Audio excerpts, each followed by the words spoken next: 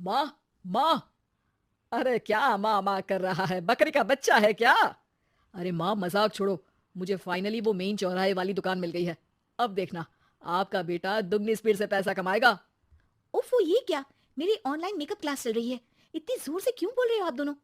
अरे मेरी धर्म पत्नी जी, मेकअप क्लास बाद में करना। वो चौराहे वाली दुकान मिल गई है हमको। अरे वाह! रुको, मैं अपनी माँ को फोन लगाकर बता देती हूँ।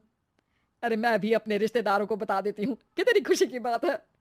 हाँ हाँ, मैं भी अपने दोस्तों को बता देता हूँ। एक हफ्ते बाद रजिस्ट्री है। बस, घर में खुशी का मौका था। उन तीनों ने अपने अपने फोन उठाए और लोगों में बात फैलाना शुरू कर दिया। और रही सही कसर, श्वेता बहू ने अपने पड़ोस में सबको बताकर कर दी। अरे वर्मा आंटी, अब हम भी जल्दी कार ले लेंगे। घर का रेनोवेशन होगा और ठाट से रहेंगे हम भी। अरे, ऐसा क्या हुआ? लॉटरी बाटरी लग गई है क्या? अरे, इस बार चौराहे वाली मॉल में हमको भी दुकान मिल गई है। दुकान नंबर 21, जो एकदम चौराहे पर है। अब ग्राहक बढ़ेंगे तो आमदनी भी बढ़ेगी ही ना। अरे वाह, कितनी खुशी की बात है। मैं बहुत खुश हूँ तुम्हें इतना खुश देख के। बाकी एक बात कहूँ, सबको मत बताते फिरना। किसी की नजर लग जाएगी तो खुशी की खबर वापस लौट जाएगी। हैं? ऐसे थोड़ी ना होता है। अब डरा रही हो? अरे सही कह रही हूँ। काली नजर कहते हैं इस चीज को, जब आप किसी को कुछ बताओ और वो काम बिगड़ जाए। अरे लेकिन मैं तो। तुमने सबको बता दिया ना? हाँ, फोन लगा लगा के। अब बच के रहना। काली नजर बड़ी खतरनाक होती है। श्वेता इतनी खुश रहती है कि वो वर्मा आंटी की बात पर ध्यान ही नहीं देती, जबकि पड़ोस में और भी लोगों से खुशी की खबर शेयर करती रहती है। अगले दिन राजेश बहुत दुखी होकर घर आता है। अरे बेटा, क्या हुआ? मुंह क्यों सूजा हुआ है? मधुमक्खी ने काट लिया क्या? माँ, वो दुकान किसी और के पास चली गई। किसी ने ज्यादा भाव लगा दिया। अरे पर बात तो आपसे हुई थी ना उस दुकान वाले की। हाँ, आज मैं टोकन अमाउंट देने गया था, तब मुझे पता चला। कोई आकर सुबह मुझसे पहले ही ज्यादा अमाउंट दे गया। हम्म, काली नजर। क्या? क्या कहा? वर्मा आंटी ने समझाया था कि किसी को बताना मत, वरना काली नजर लग जाएगी। अच्छा, तुम्हें उनकी बात मान लेनी चाहिए थी। उनकी बात मान लेती, लेकिन उसके पहले ही सबको बता चुके थे ना हम तीनों। अरे अगली बार से ध्यान रखेंगे। कोई भी नई चीज होगी तो किसी को नहीं बताएंगे। तीनों कुछ दिन ऐसे ही रहते हैं, पर एक दिन श्वेता को एक मेल आता है। राजेश, मेरा ऑनलाइन मेकअप कोर्स कंप्लीट हो गया। अब मैं खुद का पार्लर खोल सकती हूँ। अरे वाह, अपने मोहल्ले में ही खोलते हैं। ये जो घर के सामने दुकान है ना, वहीं। हाँ, यहाँ सस्ती भी मिल जाएगी। अगले दिन श्वेता वर्मा आंटी के पास जाती है, मिठाई का डब्बा लेकर। अरे आओ आओ, कैसे आना हुआ? जोर से नहीं बोलूंगी। वो सामने वाली दुकान है ना, वहां मैं अपनी पार्लर की दुकान खोलने वाली हूँ। उसकी मिठाई है। अरे वाह, बहुत बधाई हो तुमको। हाँ, मैं कमाने लगूंगी तो राजेश पर पूरे घर का बोझ नहीं रहेगा ना आंटी जी। ये तो है। पर ये बता कि तूने ये बात किसी और को तो नहीं बताई ना? अरे नहीं नहीं, पिछली बार गलती कर दी थी। काली नजर लगी किसी की और राजेश के हाथ से वो दुकान चली गई थी। सबको मत बताना। चलो मैं चलती हूँ, कल दुकान की बात करने भी तो जाना है। अगले दिन श्वेता दुकान के लिए मालिक से बात करने जाती है। अरे लेकिन दुकान तो हम कल रात को ही किसी को दे चुके हैं। कल ही? हाँ, कल ही। 2 दिन बाद कोई यहाँ पार्लर भी खोल लेगा। अब कहीं और दुकान देख लीजिए। अरे पर हमको भी तो पार्लर ही खोलना था।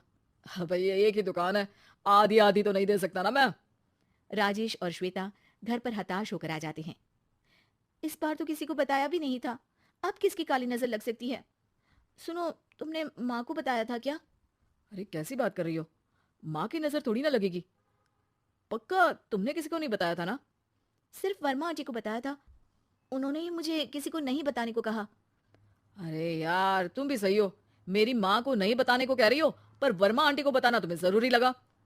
अरे, वर्मा आंटी ने ही तो काली नजर के बारे में बताया था ना। वो हमेशा हमारा भला ही तो चाहती हैं।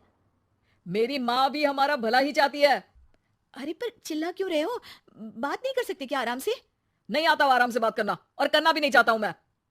दुकान जाने का दुख गुस्से में बदल गया था और राजेश और श्वेता में बात बंद हो गई थी। 2 दिन बाद मोहल्ले में पार्लर का इनोग्रेशन हुआ, जिसमें मोहल्ले के सभी लोगों को बुलाया गया। पर श्वेता, राजेश और माँ नहीं जाते। माँ, अंदर आ जाओ, क्या देख रही हो? अरे नया पार्लर देख रही हूँ अपने आंगन से। देखो, माँ को दूसरे का सुख देखने में कितना मजा आ रहा है, मेरा दुख नहीं दिख रहा इन्हें। यहाँ मेरा पार्लर भी तो हो सकता था। अरे चुप रहो यार, हर बात में लड़ाई क्यों ढूंढ रही हो? राजेश और श्वेता फिर बहस करने लगते थे। तभी माँ ने दोनों को बाहर बुलाया। अरे जरा देखो तो दुकान चलाने वाले का बोर्ड पर नाम क्या लिखा है? श्रुति वर्मा। गाड़ी निकाले बेटा, हमें कहीं जाना है। काली नजर का इलाज कराने। राजेश अपनी बाइक निकालता है। तीनों ट्रिपलिंग कर रहे हैं। माँ राजेश को उस मॉल वाली दुकान पर लेकर जाती है जहां राजेश अपनी दुकान खोलने वाला था। यही दुकान लेना चाहता था ना तू? हाँ, पर इनको भी दुखी करने लेकर आई हो क्या यहाँ पर दुकान दिखाकर? वहां काफी नहीं था? अरे श्वेता, थोड़ा सब्र रख, अभी पता चलेगा कि हम यहाँ क्यों आए हैं। बता, इस दुकान चलाने वाले का नाम क्या है? अनुपम वर्मा। कुछ समझ में आया? वो दुकान वाली श्रुति वर्मा, ये दुकान वाला अनुपम वर्मा, और हमारे पड़ोस में हमने उस दुकानों के बारे में बताया किसको था? वर्मा आंटी को। मतलब वर्मा आंटी ही हमारा काम बिगाड़ रही है? नहीं नहीं, ऐसा नहीं हो सकता, ये बस इत्तेफाक है। राजेश अपना फोन निकालता है और श्रुति वर्मा और अनुपम वर्मा के नाम फेसबुक पर सर्च करता है, जहां ये दोनों ही वर्मा आंटी के रिश्तेदार होते हैं। श्वेता को समझ में आ जाता है कि वर्मा आंटी की ही नजर काली नजर है। अब क्या करना है?